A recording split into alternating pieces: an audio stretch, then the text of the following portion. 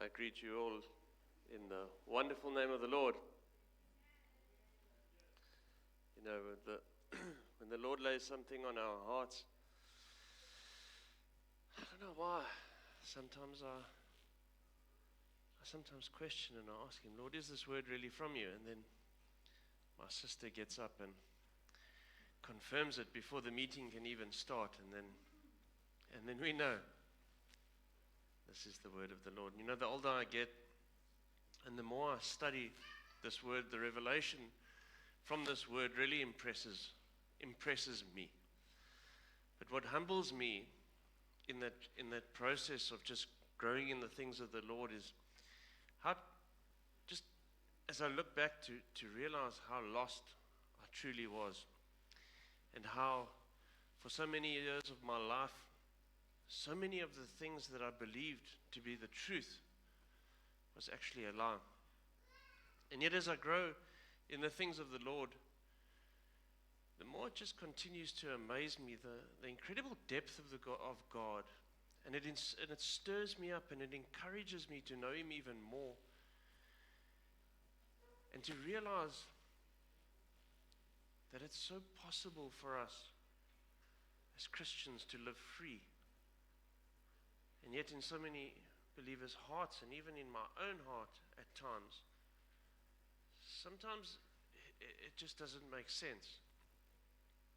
In the scriptures on so many occasions, on numerous occasions, we see how Jesus groaned in the Spirit. And I spent some time in that this week. And I'm starting to understand that the way we've been taught our whole lives can have a serious effect on the way that we understand the Word and our relationship and our walk with the Lord. And this effect can have a serious implication on our own walk with the Lord, but not only in our own walk with the Lord, but it can have an effect on those that are around us. You see, if we don't get a true revelation, then we aren't truly free. All we get is knowledge. And the best gift I ever received from the Lord was being set free. Really, that was, for me, it changed everything. But being set free from what? From myself. We are our own worst enemies. We really are. He's given us everything pertaining to life and godliness. And yet we can still find ourselves living in a state of being discouraged. And it's not the will of the Father for one of us to ever be discouraged. I want to make that clear this morning. So this morning I want to blow a few lies out of the water. Does that sound okay there, Chad? Sounds a bit echoey from where I am, but let's pray. Lord, this morning as we study your word, we look at it, Lord, I pray this morning that your word would go out as seed. And as Jesus said that if a seed doesn't die, it can't bear much fruit. So Lord, as your seed goes out, I pray, Father, that seed would go out, that it would be received on fertile ground. And it would die with the man, that it would bring forth life and life more abundantly and bring forth fruit which is good and pleasing to you, the Father. Our hearts this morning, Lord, is that our lives lived would be pleasing to you, Father. So we just pray that through your Holy Spirit this morning, Lord, that you would have your way. I pray, Lord, that your Holy Spirit would absolutely possess me, because it has nothing to do with me. It's got nothing to do with the personal individual as a vessel. I'm here merely on your behalf, and I pray that you would have your way. In the name of your Son, the Lord Jesus Christ, we pray. Amen. Turn with me to Hebrews chapter 11. Sorry, Hebrews chapter 10 actually. Is it 10? Is it 11? It's 10. I want to start with a question this morning. Why is it that we come here on a Sunday morning? Just want you to consider that thought as we read this. And Paul writes from verse 19.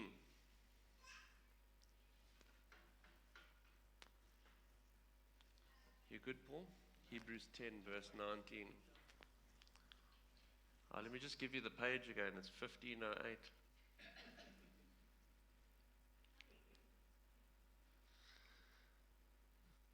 We'll wait for Paul. Do you want me to help you?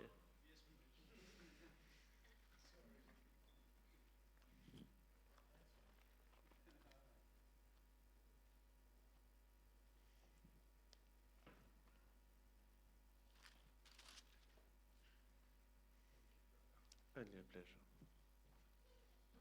From verse 19, it says, "Therefore, brethren, having boldness to enter the holiest by the blood of Jesus, by a new and living way, which he consecrated for us, through the veil, that is his flesh, and having a high priest over the house of God, let us draw near with a true heart, in full assurance of faith, having our hearts sprinkled from evil consciousness, and our bodies washed with pure water. Let us hold fast the confession of our hope without wavering. For he who promised is faithful. And let us consider one another in order to stir up in love and good works, not forsaking the assembling of ourselves together, as in the manner of some, but exhorting one another, and so much more as you see the day approaching." Verse 26, it says, "For if we sin willfully, we have received the knowledge of truth, but there no longer remains a sacrifice for sins, but a certain fearful expectation of judgment and fiery indignation, which will devour the adversaries. Anyone who has rejected Moses' law dies without mercy on the testimony of 2 or 3 witnesses. Of how much more worse punishment do you suppose will he sought to be thought worthy who has trampled on the Son of God underfoot, counted the blood of the covenant by which he was sanctified a common thing, and insulted the Spirit of grace? For we know him who said, 'Vengeance is mine, I will repay, says the Lord.' And again, the Lord will judge his people. It is a fearful thing to fall into the hands of the living God.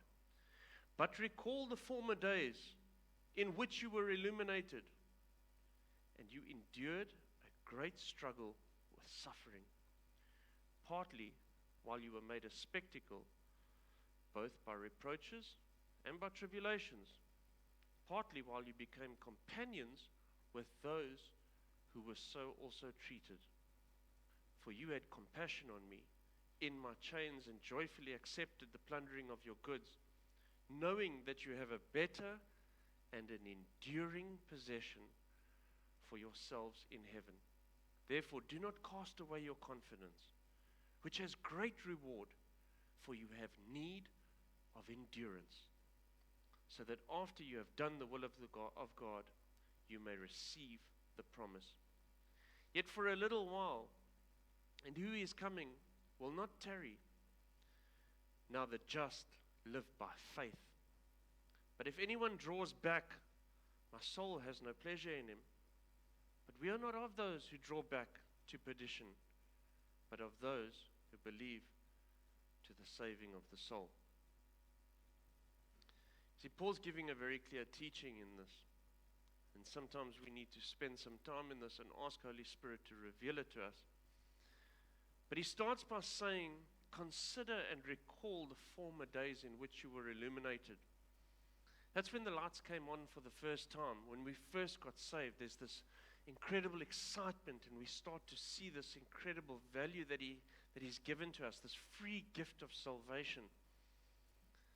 But then he immediately continues and he says, right after that, he says, but don't you forget that you had to endure with struggle and with suffering. But he also makes it clear as we continue to read that we're not alone in this. He continues, he says, while you were, verse 33, partly while you were made a spectacle, both by reproaches and tribulations, and partly while you became companions of those who were also so treated. Sometimes when we go through a trial or a tribulation, or when we're being tested, it seems as though that trial or that tribulation is bigger than the whole world. In our own little lives, that sometimes it seems like we're the only people that live on this earth, and we cry out to God as if we're the only ones going through that trial or that tribulation. But in 1 Peter chapter 5, Paul tells us, he says to us, be sober and be vigilant, for the enemy is like a roaring lion, seeking who he may devour. And he continues and he says, resist him, be steadfast in the faith. That's not the same faith as faith of healing. He's saying in the faith. It's important that we understand this. He says, knowing that your brothers all around the world are enduring the very same thing. That endurance. He says, but resist the devil. That's what he says. How do we resist the devil? You know, we make this so complicated, yet it is so simple. By submitting to God. James writes, submit to God, resist the devil, and he will flee. Personally, I honestly think that we a lot of the time give the devil way too much attention. And in the process, we don't even realize what we're actually doing.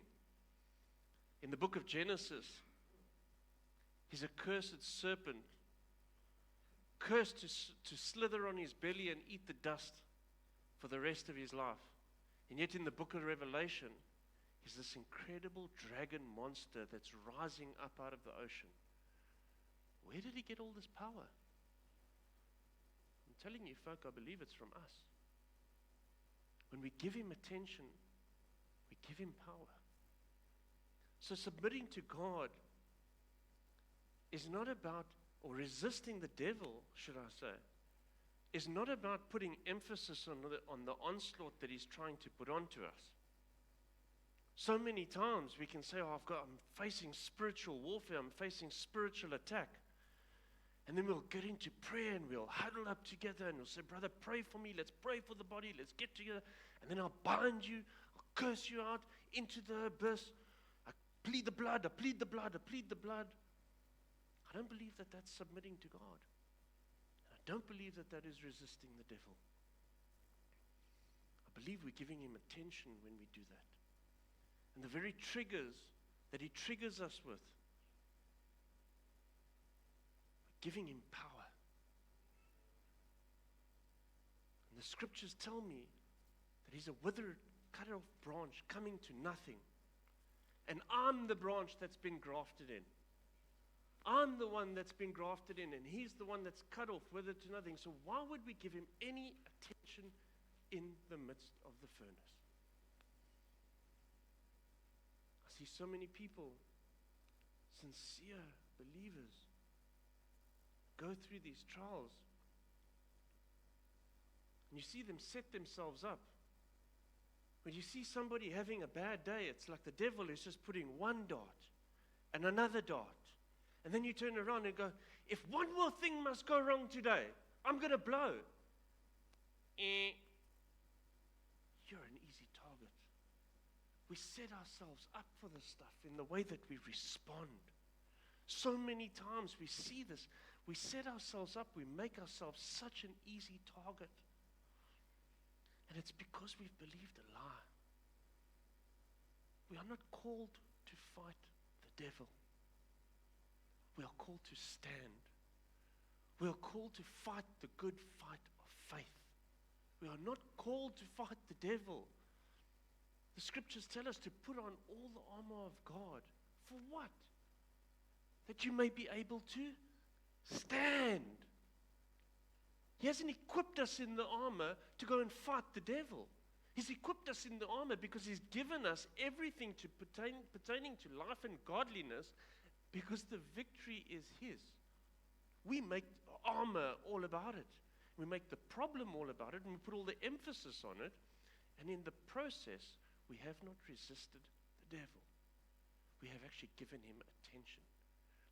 We have to resist the devil, but how do we do this? I want to share something with you guys this morning in how we actually resist the devil.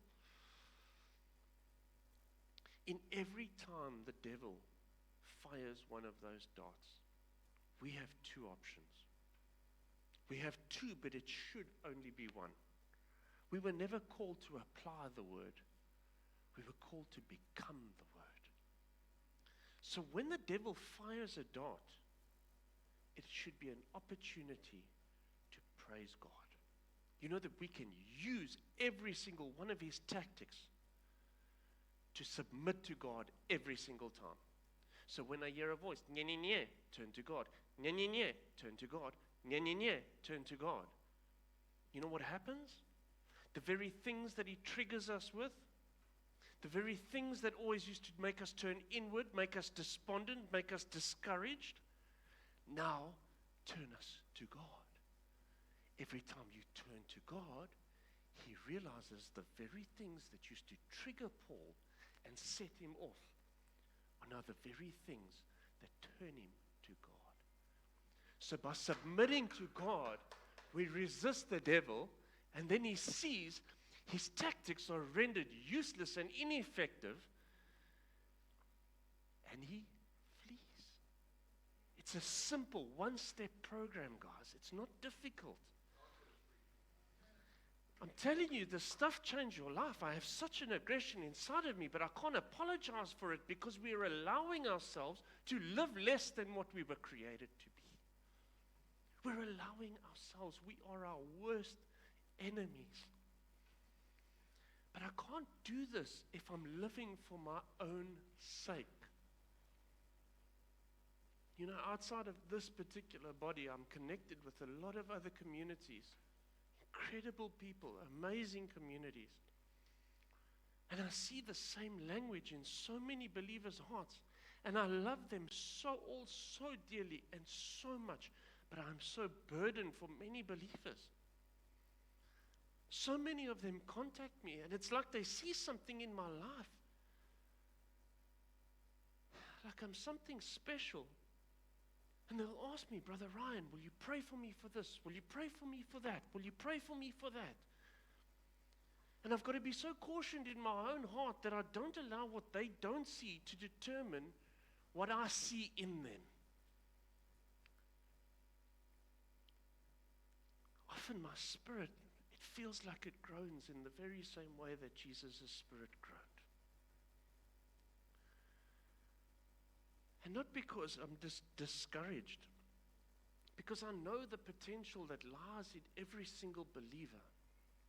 I am nothing special. I am nothing outside of the ordinary. If you knew my life and you knew where I came from, you'll find that I'm very much the same as every one of you that sit here. I've just found that the love of the Father, and I've gone to him and received that love and said to him, Father, I need you to father me in these things. You need to transform me. You need to change the way that I used to think. I need you. Not because I need you for my own sake.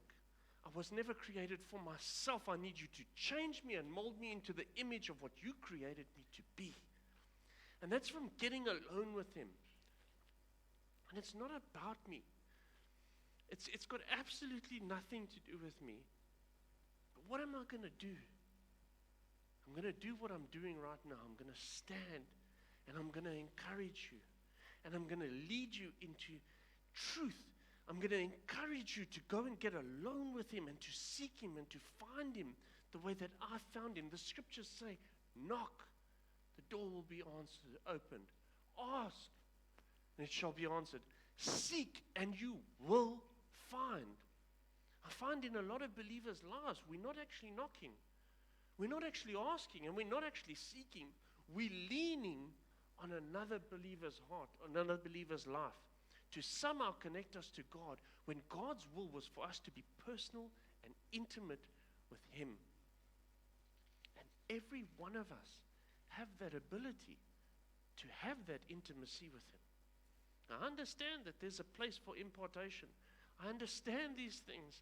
And I have to be careful in my own heart with this. See, I can cheer you on. I can encourage you.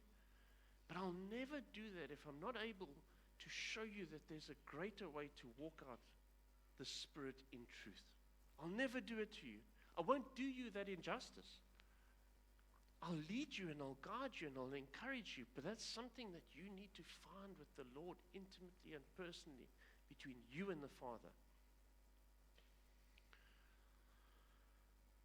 You know, when Jesus was groaning, I was just looking at the scriptures. There's 4, 5, maybe 6 times where he groans in the Spirit like that. And I was just looking at it. And we can look at those scriptures and potentially see disappointment in Jesus in that groaning. And he wasn't groaning because he was disappointed. I want to make that very clear this morning. He was only groaning because he merely knew the destiny and the purpose and the value that was inside each believer. And he wasn't able to see you see that truth. It's when you see that truth that the lights truly come on.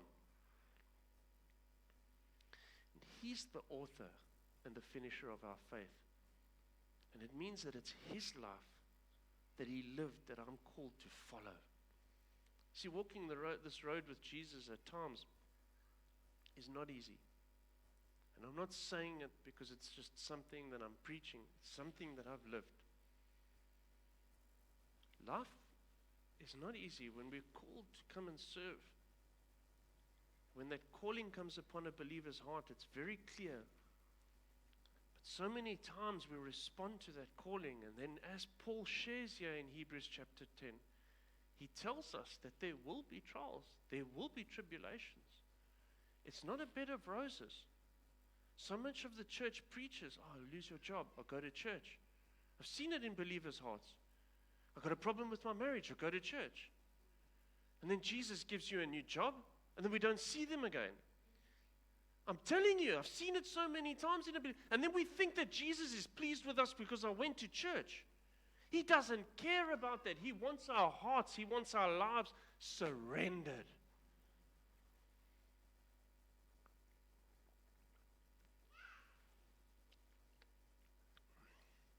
In verse 35, it says, therefore, this is what my sister confirmed this morning. She says, therefore, do not cast away your confidence. We are our worst enemies, because it has great reward, for you have need of endurance. That endurance, we're going to look at it. So that after you have done the will of God, you may receive the promise. For yet a little while, and he who is coming will come and will not tarry. But now the just live by faith. But if, not when, if anyone draws back, my soul has no pleasure in him. See, we've been taught our whole lives we've got to be very careful how we read that. Because we can potentially read that and read it as though God is displeased with us. And it's not what he is saying. It's important that we read this very, very clearly and very correctly, guys. Because when he says, my soul has no pleasure in him, it does not mean that God is displeased with us. It means that he's seen that potential in us, and he can't find any pleasure in it because he knows that you have the ability to be an overcomer in whatever that circumstance is. It's not to draw back. It's not an opportunity to get discouraged.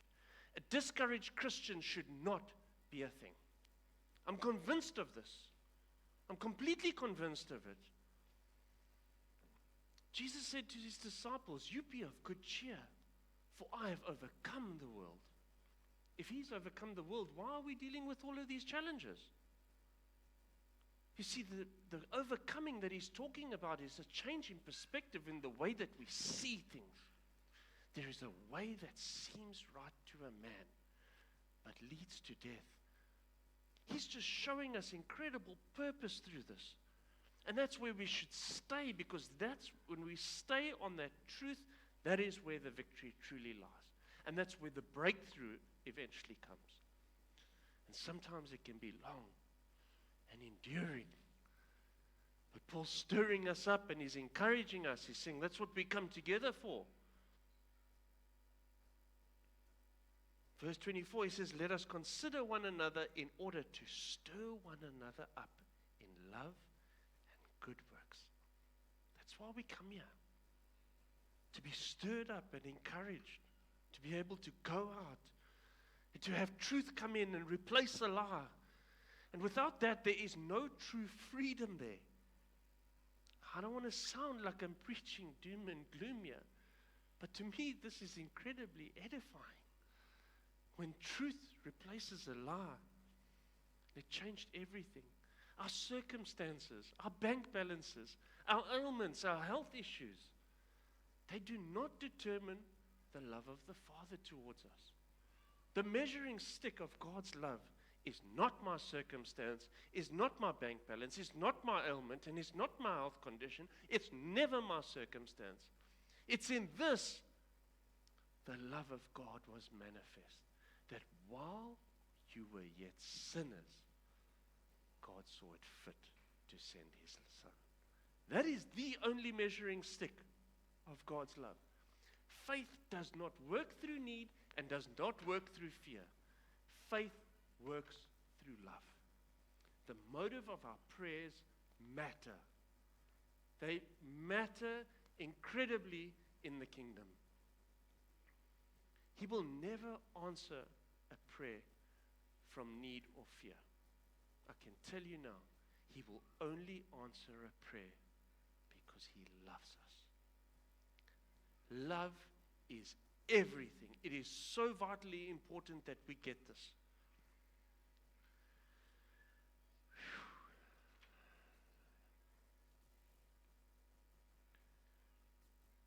We go through a trial, go through a tribulation, and we go and seek counsel with other brothers.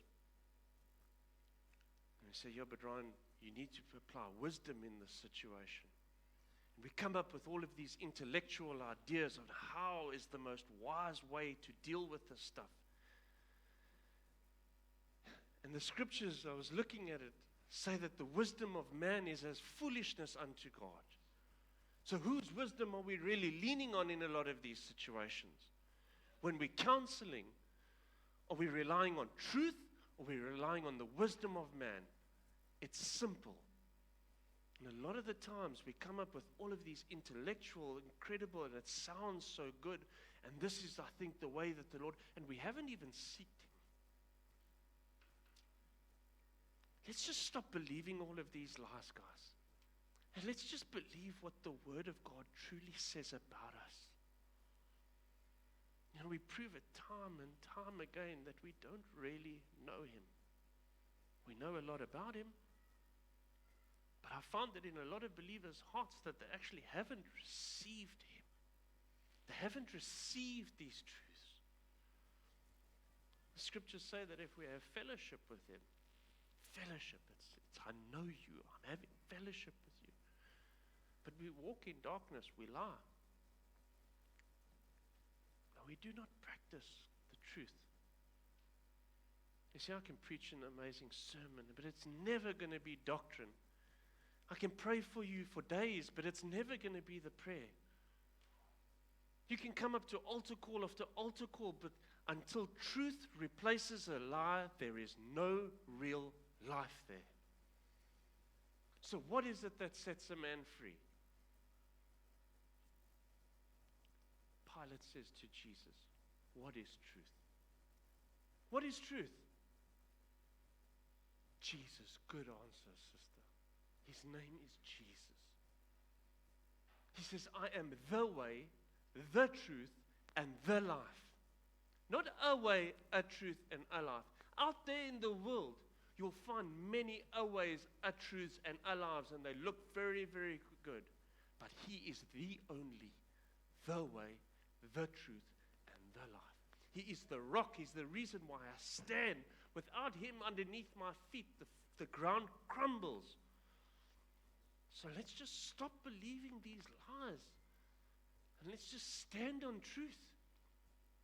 What is it that keeps people in bondage? It's believing lies. And I found that in a lot of believers' lives that are believing the lies, they haven't died to themselves yet. They're still living for themselves. If you get on social media, what is it that everybody's posting? Themselves? Selfies? Is it not? Let's get real with this stuff. You think it's by chance that the most popular device that you see there is called what? An iPhone? Is it not by chance that that little icon on the back has got a bite out of that apple? And it's not called Apple Bite. It's called Apple. I don't want to go down a rabbit hole of conspiracy theories right now.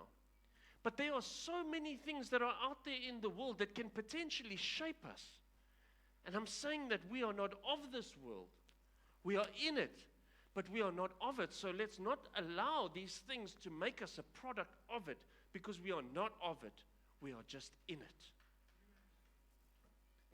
These truths are real. I'm not saying don't have an iPhone. I'm saying let's just expose the lie for what it is so that we can believe the truth and not stop looking at the lie and make us our whole lives shaped around the lie. If we believe the lie, there's no true freedom, because we've made it all about ourselves. I'm telling you now, the world shapes us and it molds us. Self-provision, self-esteem. It's everywhere. Self-protection. Deny yourself. Pick up your cross and follow me. The first thing, if a man comes after me, let him deny himself. Why do I need to deny myself? Because I was never created for myself. I was created in the image of God to magnify and glorify Him. We just sang it.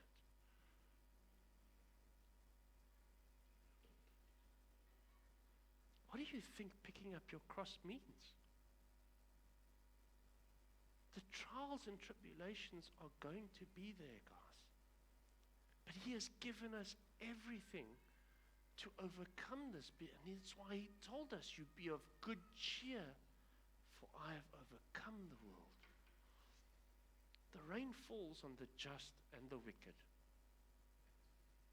In Matthew chapter 6, Jesus speaks. He says, he who hears my word and does it, I will liken him unto the wise man who built his house upon the rock.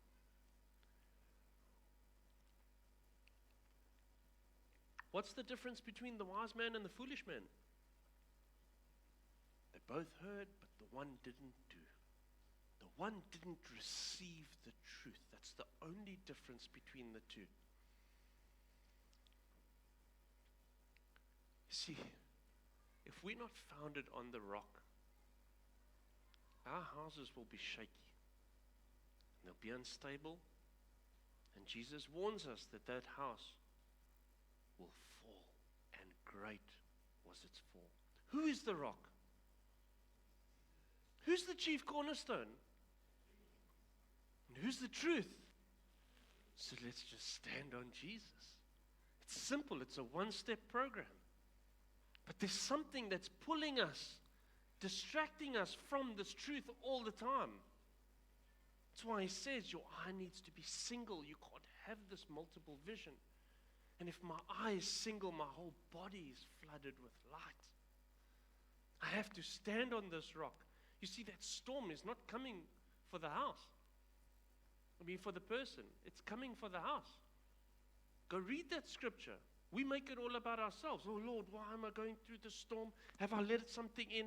Have I allowed sin to come in? Have I left a door open? Why is the storm coming to me? And we prove that we've only come to this gospel for what it can do for us, rather than how it can transform us into the image of what we were truly created for. The storm is coming to the wise and the foolish. But it's not coming for you. It is so important that we understand this. In Mark chapter 4, Jesus speaks. He says, the parable of the sower. He says, likewise are the ones who sown the seed on stony ground. And when they hear the word, immediately they receive it with gladness. What Paul's talking about here, recall the former days when you were illuminated.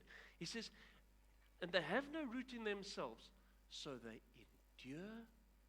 There's that endurance, only for a short while. And afterwards, when tribulation and persecution arise for the word's sake, not your sake, that which is being built up around you is what the enemy wants to take. He couldn't care less about you. He cares about when believers believe truth. He couldn't care if you come to church. Listen to me. He could not care if you come and sit here. He cares when you believe this. That's when you're a threat to the kingdom of darkness. That is when you are a threat to the kingdom of darkness. And it's only when you believe lies that he's got you. And we don't even realize it. It is so vitally important that we are founded on this rock, guys. Despite what we see, we turn to God. Despite what we experience, we go through, we turn to God. We keep our eyes fixed on the prize at all times, because it is the truth of standing on the rock that shall set you free. And Jesus is amazing, and he told me to follow him. He didn't just say, sing to me and pray to me. He said to me, follow me. And he's given us that ability to follow him, because he is the way, the truth, and the life. And no one comes to the Father except through him.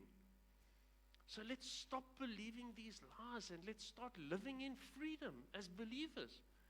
And let's show other believers that through our lives lived, that maybe we're going through a challenge, a tribulation, we can still be free.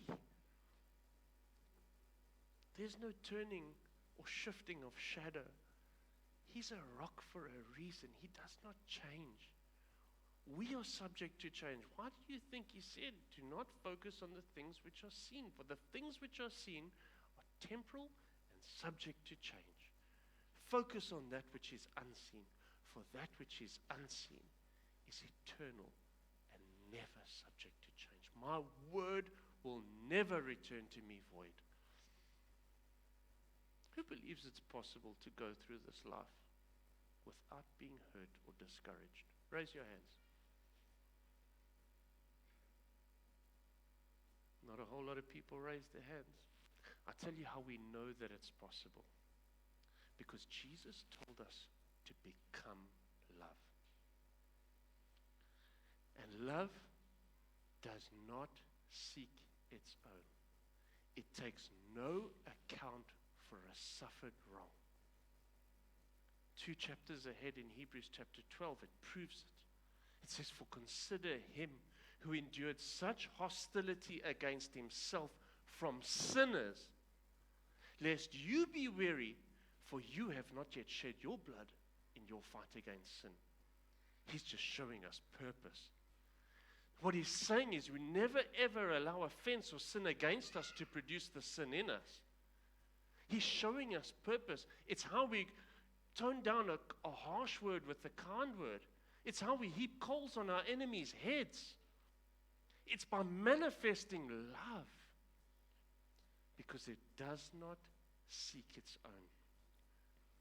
And it's up to us to shine our lights in the midst of that darkness, that people can see that this is not something that we apply. This is not something that's just our religious duty that we do on a Sunday, but that I have surrendered my life.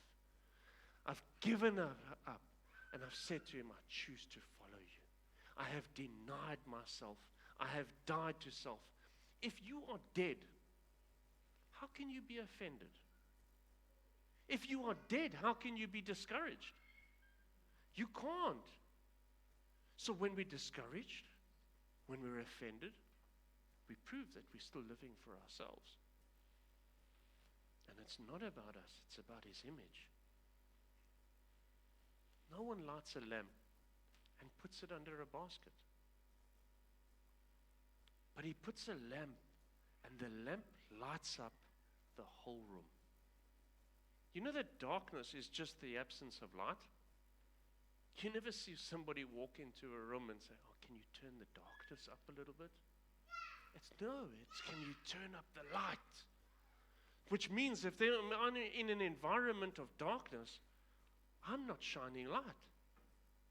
And I have this incredible privilege, blessing, to be able to shine light in the midst of darkness.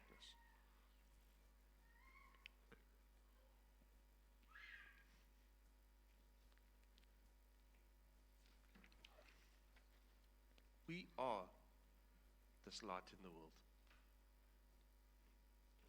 And a city that's set on a hill, it can't be hid, guys. When a city is up there on the hill, sometimes when you're here in Patong, you can look up on the hill and you see those buildings. They light up and you cannot hide them away. But why is that? Why is it that God told us? He said, so let your light so shine that your men may see your good works in you. It's not about you. And they will glorify the Father. That means in the midst of us going potentially through a dark season, a dark trial, a dark tribulation, and we all go through them at some point or another, we continue to shine our lights. Because people are drawn to that because they see the true God in us when that. And people see our motives. You can testify to believer after unbeliever, but they see straight through everything where your motive's at. If you're only there to try and do work for the kingdom, and I'm talking about sincere believers here, they know, they can see the motive of your heart, where it's at. Whether you really want them to be there just to fill seats, whether you really want them there just to make a confession to Jesus, or if you really love them, they can see it. And it's up to us to shine our lights like that. I think it's time that we rise up in this revelation, guys. In a revelation of truth. You know, when I'm preaching and when I'm preparing this stuff, it's so edifying and so encouraging for me. And I trust that if it's so encouraging and edifying for me, that it would be so for you too. Because when I start to receive these truths, the weights that hold us down get lifted because they're rendered ineffective. And that is where the grace of God comes upon a believer's heart. In the midst of that endurance, knowing that I'm free, grace works through faith. That is when we live faith out for what it truly is. That in the midst of that darkness, we continue to shine. And people see it and they are drawn to the good works and glorify the Father that is in heaven. Let us just believe this morning, guys. Let us stop believing all the lies. Let us focus on the truth. And no matter how things may seem, there is a way that seemeth right to a man, but leads to death. My people perish for their lack of knowledge. So let us just get this knowledge, stand on it, receive it, and say, Father, thank you for what the price that you paid for me. And in that, I believe, is where the true freedom lies in believers' hearts. So let us keep our eyes fixed on the prize. Let us press on to the mark of the high calling, as Paul wrote. And let us live this thing out. Because Jesus, not you, Jesus is the author and the finisher of your faith.